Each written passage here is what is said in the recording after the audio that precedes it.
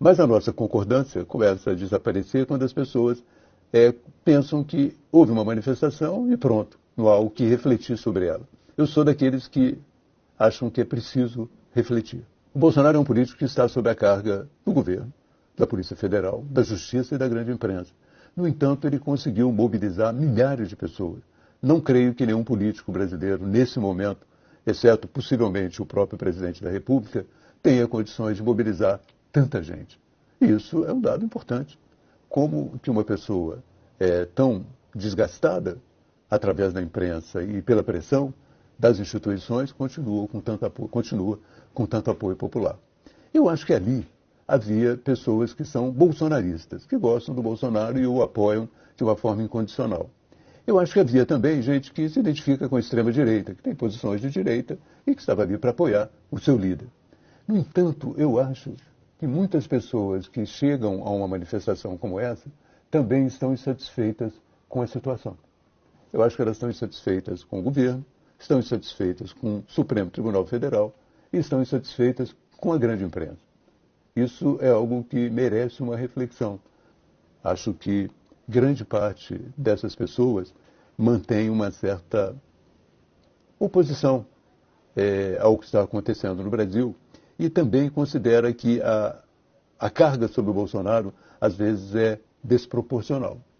Você vê, por exemplo, que houve no dia da manifestação um episódio perfeitamente evitado. Prenderam um blogueiro português, Sérgio Tavares.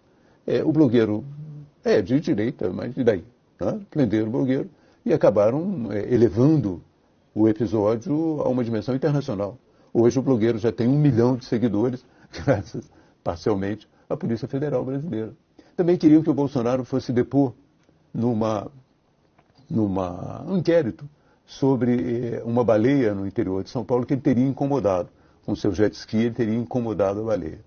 Então, é preciso rever a tática para evitar que esse processo de polarização continue sem que ele seja atenuado.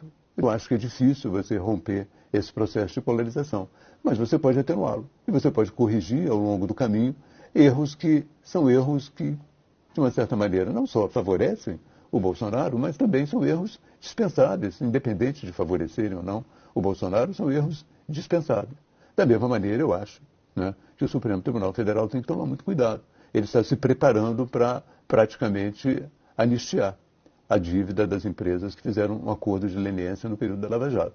Essas empresas usaram a corrupção, essas empresas, algumas delas foram à imprensa pedir desculpas pelo que fizeram, e, no entanto, a partir de uma decisão do Toffoli, já começaram a ser, de uma certa maneira, dispensadas das suas multas.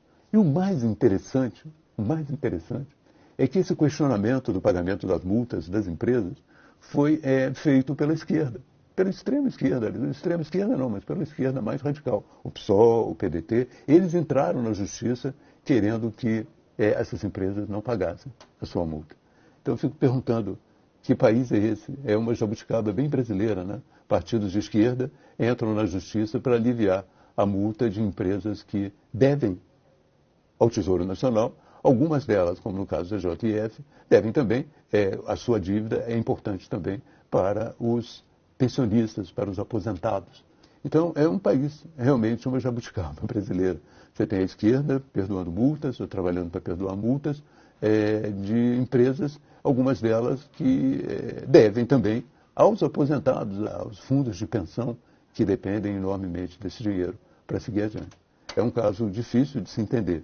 Essas coisas todas fazem com que, não só que exista polarização, eu acho que ela já tem uma base, como eu disse, muito grande na internet, mas elas fazem com que o Bolsonaro consiga, de uma certa maneira, como é um líder que ainda está vivo e que ainda incorpora, de uma certa maneira, uma resistência ao governo que está aí, o Bolsonaro atraia um número de seguidores muito maior do que atrairia, porque ele continua sendo, de uma certa forma, aquilo que ele representou em 2018, uma espécie de catalisador da insatisfação popular com essas instituições, com o governo, com a Polícia Federal, com o Supremo Tribunal Federal, com a imprensa e até com a academia.